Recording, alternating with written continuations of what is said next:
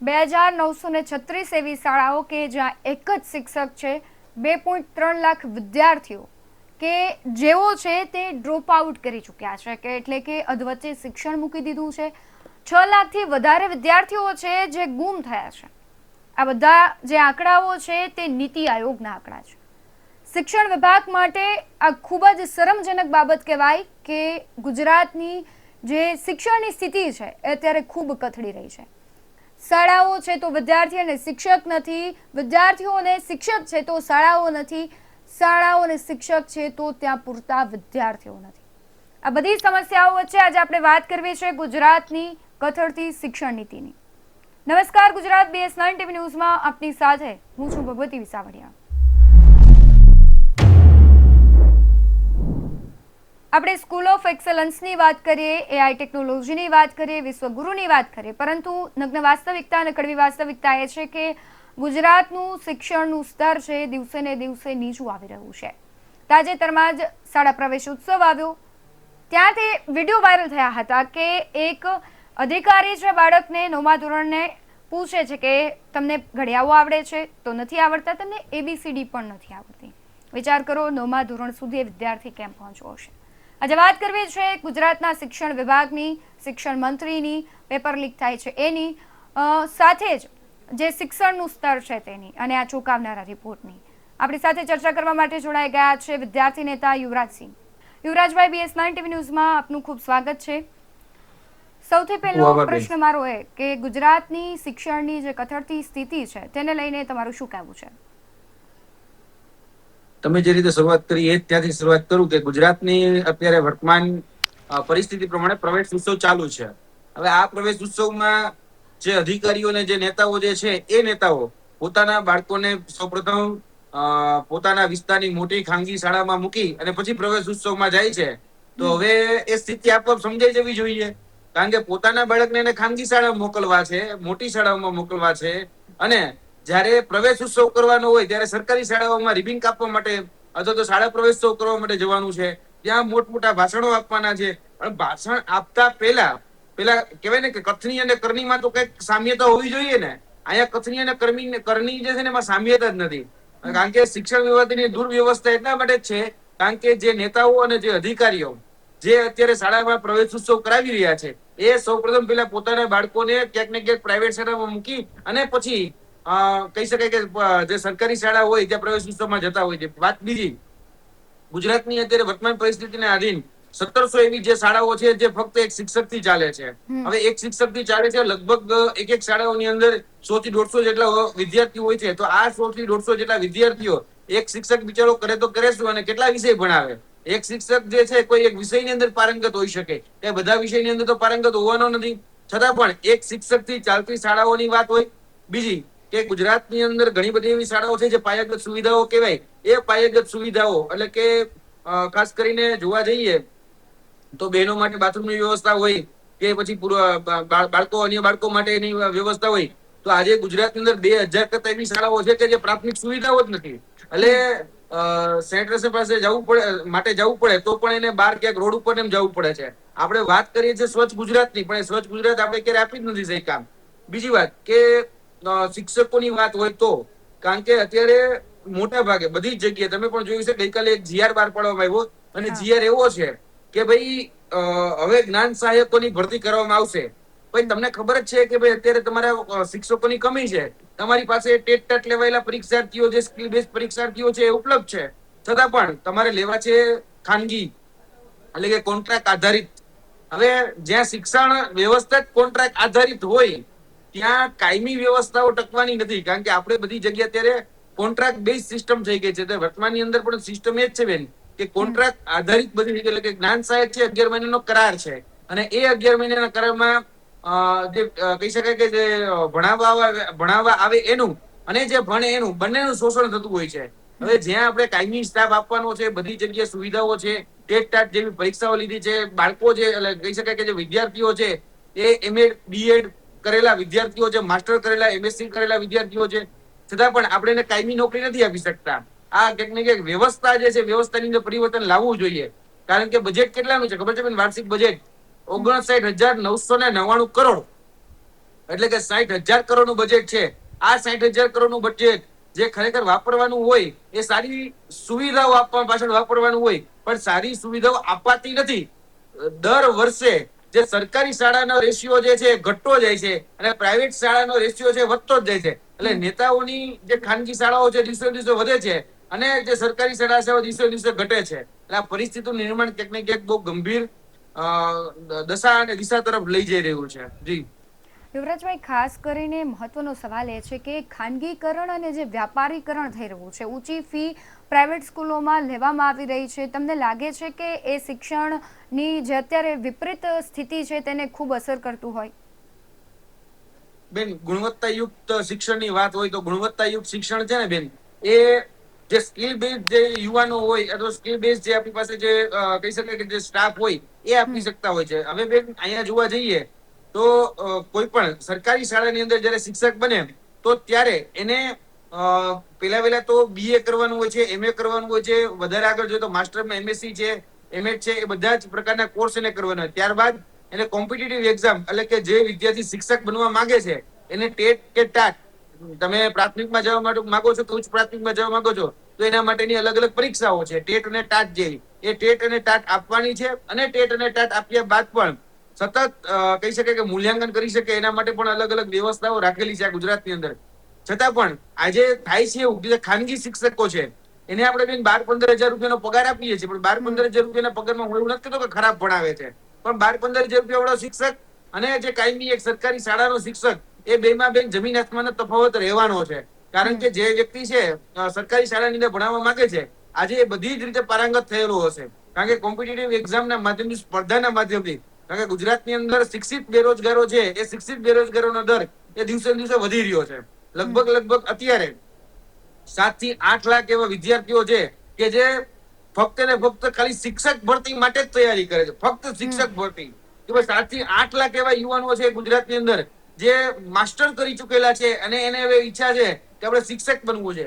એટલે જયારે પણ ફોર્મ ભરવાની શરૂઆત થાય ત્યારે બેન ફોર્મ છે ને ખાલી એ લાખોમાં ભરાતા હોય છે અને એના માધ્યમથી કોઈ જગ્યાએ 2,000, કોઈ જગ્યાએ 5,000, કોઈ જગ્યાએ 10,000 એવી ભરતીઓ થતી હોય છે.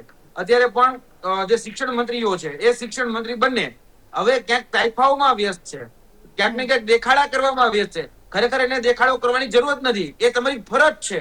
જે અત્યારે તમે કરી રહ્યા છો ને તમારી ફરજ છે. હવે એનોય તમે દેખાડો કરો કે ના ભાઈ હું શિક્ષણ મંત્રી છું, હું તમને કઈક આપી રહી છું, તો આ તો આત્મશ્લાઘા થાય, એટલે કે પોતાના વખાણ પોતાની જાતે કરવા. એ રીતના અત્યારે શિક્ષણ મંત્રી પોતે વર્તી રહ્યા છે કે ભાઈ હું જ્યાં જાઉં છું ને ત્યાં બાળકોને કશું કઈક આપી. અરે પણ તમારી જવાબદારી નહીં છે, કારણ કે તમે આજે કોઈ પ્રવેશ ઉત્સવમાં જાઓ છો, કોઈ ઉત્સવમાં જાઓ છો, કલા ઉત્સવમાં જાઓ છો, તો આજે તમારી જવાબદારી છે શિક્ષણ મંત્રી તરીકેની કે તમારે ખરેખર એને ત્યાં શિક્ષણ વ્યવસ્થા સારી છે કે નહીં જોવાની જવાબદારી તમારી છે. એટલે તમને જનપ્રતિનિધિ તરીકે ત્યાં ચૂંટેલા છે. તો હવે તો બેન બધું જ તાઇફાઓ થઈ ગયા, બધી એટલે બધી જ બાબતોમાં તાઇફા થઈ ગયા. આજે કોઈ નાની મોટી પણ ઇવેન્ટ હોય ને તો સતત જોવા જઈએ ને તો બધા જ લોકો બ્રાન્ડિંગમાં ક્યાંક ને ક્યાંક વ્યસ્ત થઈ ગયા છે. બંને શિક્ષણ મંત્રી છે એ જોજો જે મૂળ તો જે કાર્ય કરવાનું છે એ કાર્ય નથી કરતા, પણ બ્રાન્ડિંગ કેમ કરવું, પબ્લિસિટી કેમ કરવી, દેખાડો કેમ કરવો, એ બધી જ જગ્યાએ દેખાડો જ થઈ રહ્યો છે. અને દેખાડામાં આપણું શિક્ષણનું સ્તર જે છે ને એ દિવસે દિવસે કથળતું જતું રહે છે. ખાનગીકરણ થવાના કારણે આજે જે નેતાઓ અત્યારે કહી શકાય કે અલગ અલગ પ્રવેશ ઉત્સવમાં જે કે ઉત્સવમાં જે ભાષણબાજી કરે છે એને એક વખત જેને પૂછો તો ખરી તમારી પોતાની કેટલી ખાનગી કોલેજો કે કેટલી ખાનગી શાળાઓ ચાલે છે. આજે ગુજરાતની અંદર બેન તમે લિસ્ટ કાઢો છેલ્લા 30 વર્ષનું, 30 વર્ષની અંદર જેટલી પણ નવી પ્રાઇવેટ યુનિવર્સિટીઓ બની તે, જેટલી પણ નવી પ્રાઇવેટ કોલેજો બની તે અને જેટલી પણ નવી પ્રાઇવેટ શાળાઓ બની તે, એ બધી જ કોની છે? તો તમે દરેક જગ્યાએ જોજો કે વર્તમાન સત્તાધારી પક્ષની આજુબાજુના લાગતા ઓળખતા મળતિયા કે એના લોકોની જ હશે, કાંઈ એના પરિવારમાંથી, કાંઈ એના શાળાની હશે, કાં સાઢુભાઈની હશે, કાં બીજા કોઈની. બસ એ લોકોના નજીકના જે વ્યક્તિઓ છે એની જ છે. પણ શિક્ષણનું સ્તર તો દિવસે દિવસે કચોરતું જ જાય છે.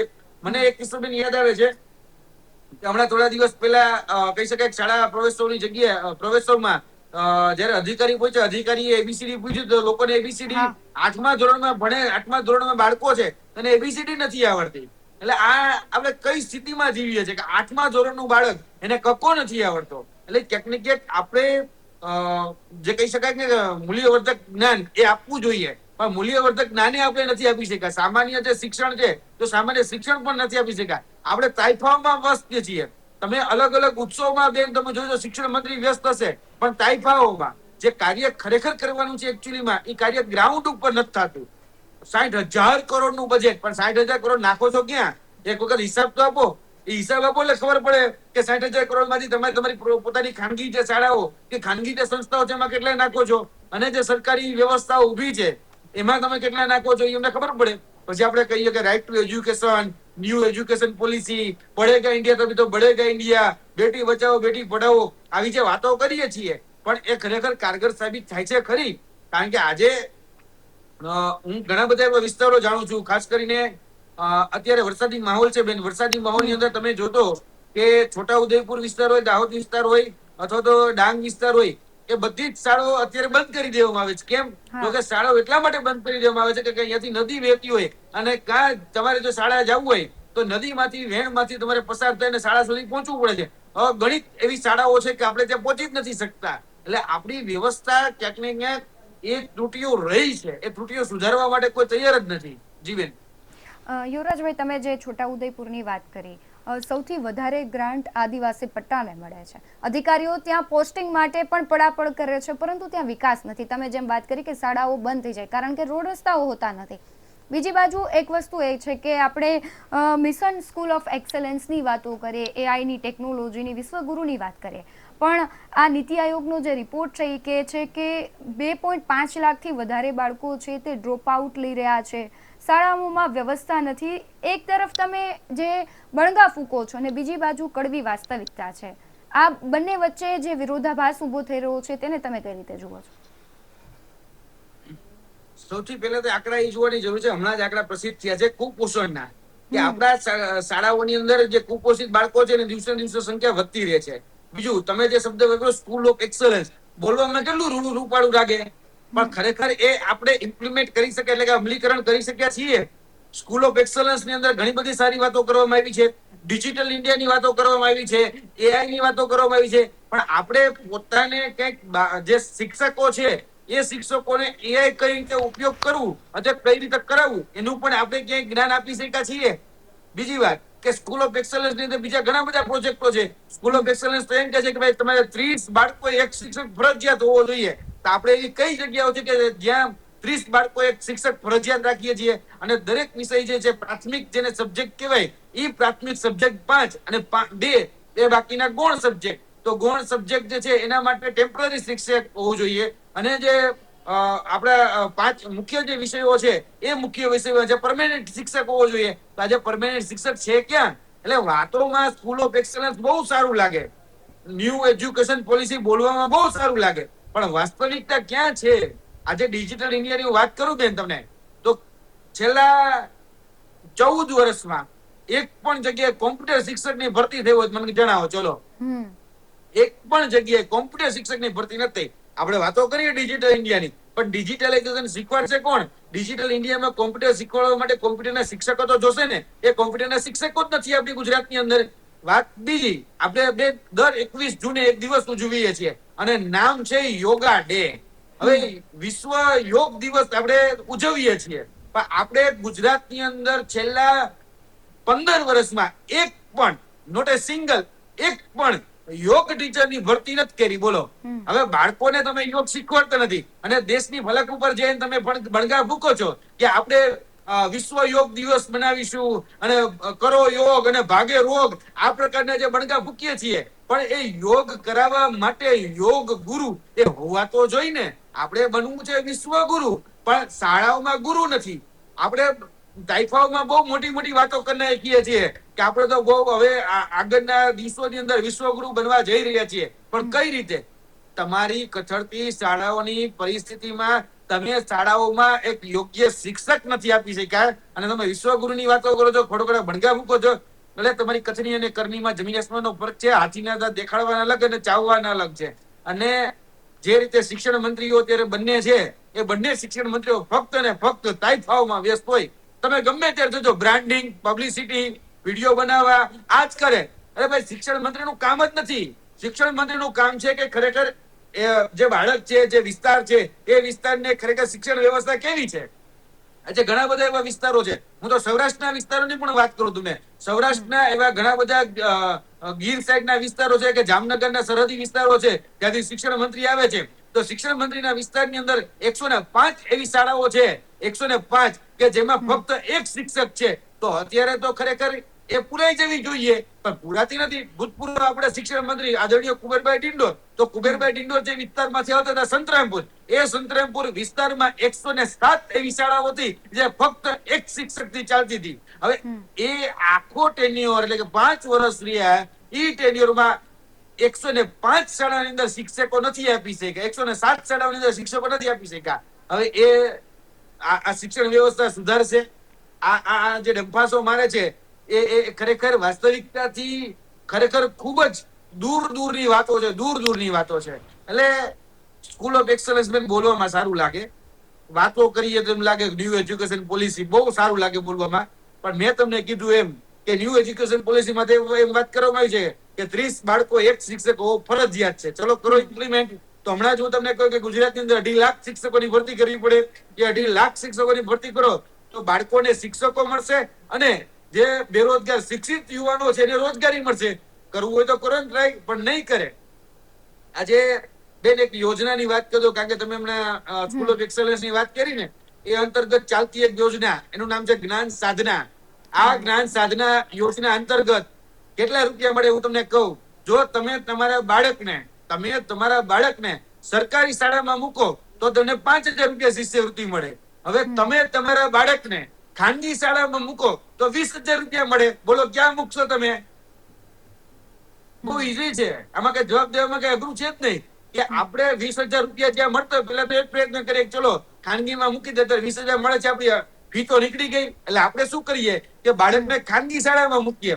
હવે બાળકને જેવો જ ખાનગી શાળામાં મૂકો એટલે બાજુની જે સરકારી શાળા હોય એ સરકારી શાળા થોડા જ સમયની અંદર પડી ભાંગે, અને જેવી પડી ભાંગે એટલે અહીંયા યોજના બંધ થઈ જાય.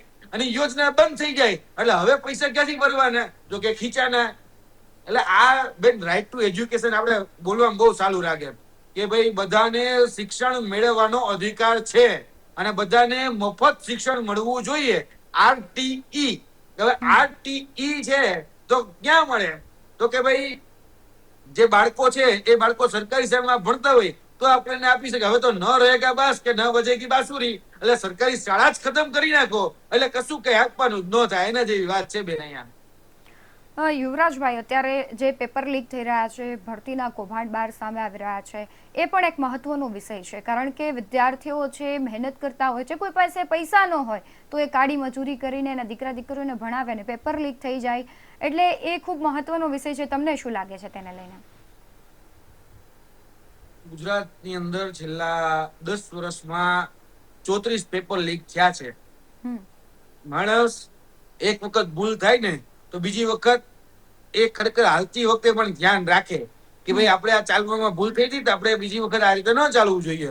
જ્યાં પડ્યા હતા ત્યાં પણ આપણે સંભળી જઈએ કે બીજી વખત એ જગ્યાએ તો જાય ને તો ત્યાં તો ન જ પડીએ. હવે નપટું કયો કે નફટ કયો એ મને નથી ખબર, પણ આ તંત્ર એવું થઈ ગયું છે કે એક વખત નહીં 34 વખત ગુજરાતની અંદર પેપર લીક થયા છે. અને 34 વખત જે પેપર લીક થયા છે ને હજી સુધી કોઈ એક્શન લેવામાં નથી આવ્યા. તમે વિચાર કરો કે 2014માં જે પેપર લીક થયું એની આજ દિન સુધી ટ્રાયલ ન ચાલી. ટ્રાયલ બરાબર છે. 2010માં જે પેપર લીક થયું એની આજ દિન સુધી ટ્રાયલ ન ચાલી. પણ હવે સામાન્ય એક ઘટના હોય કે ભાઈ વન કર્મચારી સાથે તૂતુ મેમે થઈ, એમાં જે જનપ્રતિનિધિ ચેતરભાઈ વસાવા છે એને 1 વર્ષમાં ટ્રાયલે ચાલી જાય અને 7 વર્ષની સજાઈ થઈ જાય. પણ 2010માં જે પેપર લીક થયું છે એ 2010ના પેપર લીકેજ ઉપર હજી સુધી ટ્રાયલ નથી ચાલી. ટ્રાયલ. બીજી વાત તો ભૂલી જાઓ, સજા તે બીજું બધું ભૂલી જાઓ, સાક્ષી પુરાવા બધું ભૂલી જાઓ. ટ્રાયલ નથી ચાલી. ચાર્જ ફ્રેમ નથી થયો. હવે જ્યાં ચાર્જ ફ્રેમ નથી થતો ત્યાં ટ્રાયલ કઈ રીતે ચાલવાની?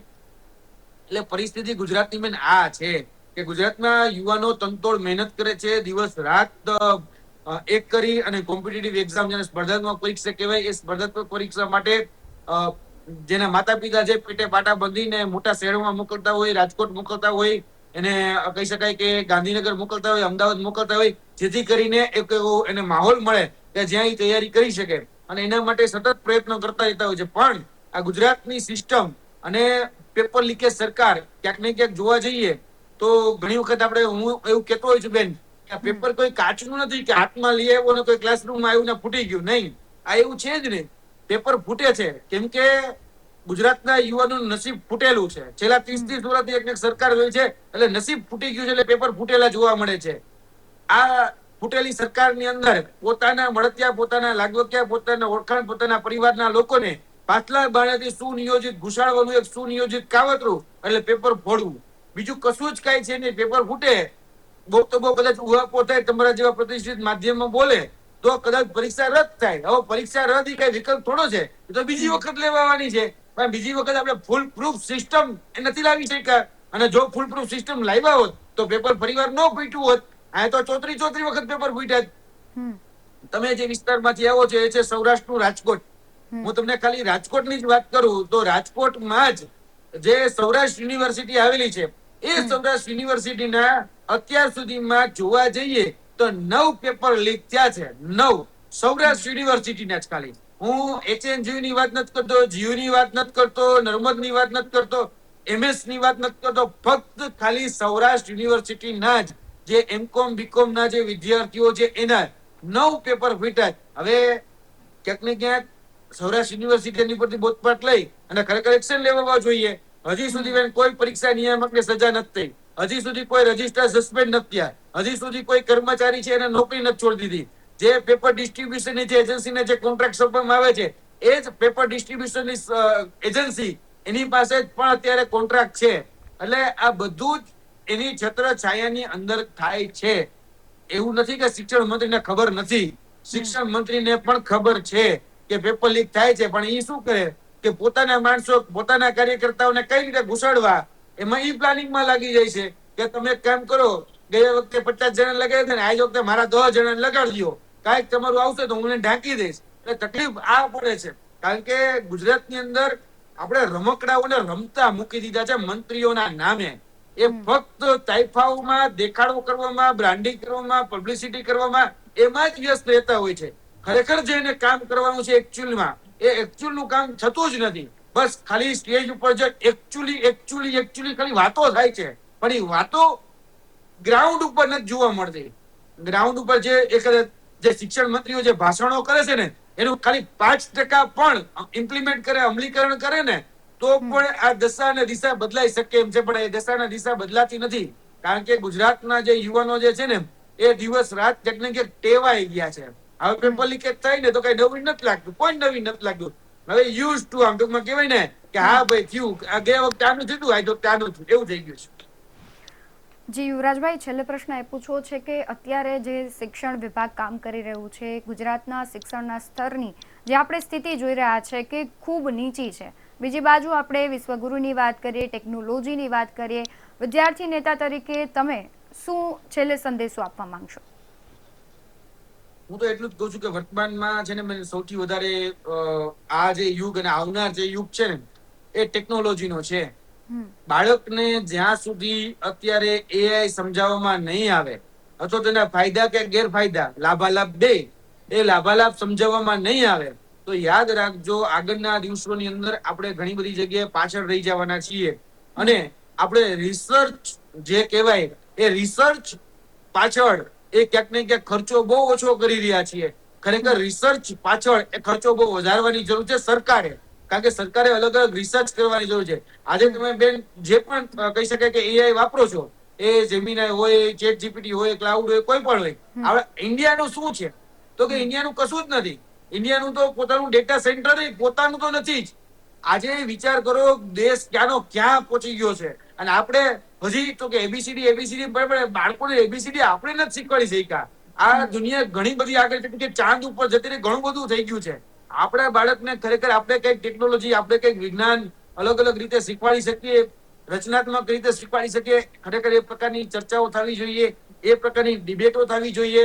પણ તમે ક્યારેય જોઈ છે કે શિક્ષણ મંત્રીએ ડિબેટ કરી હોય કે ચલો વર્તમાન જે યુગ છે એ AI ટેકનોલોજીનો યુગ છે તો આપણે AI માં આપણે ક્યાં છીએ અને આપણો જે બાળક છે એ એઆઈ માં શું કરી શકે અને એઆઈ થી બચવા, એઆઈ ના અમુક જે નકારાત્મક પાસા છે તો એનાથી કઈ રીતે બચવું, એની ઉપર કોઈ જગ્યાએ તમે ડિબેટ સાંભળી તો મને કહો. હું ગુજરાતની તમામ પ્રતિષ્ઠિત માધ્યમોની ડિબેટ કહું તો આજે કઈ ડિબેટ એવી છે કે 365 દિવસમાંથી એક ડિબેટ એવી થાય કે ખરેખર જેમાંથી આપણે કંઈક એવું મેળવીને જાય કે જેથી કરીને આપણા બાળકને કામ આવે? એવું નથી થતું. તકલીફ ત્યાં છે. ખરેખર ચર્ચાઓ એની ઉપર થવી જોઈએ. આજે કદાચ તમે મારી સાથે ચર્ચા કરો છો, હું આ વાત કરું તો હવે કદાચ એટલી બધી જોવાતી પણ નથી.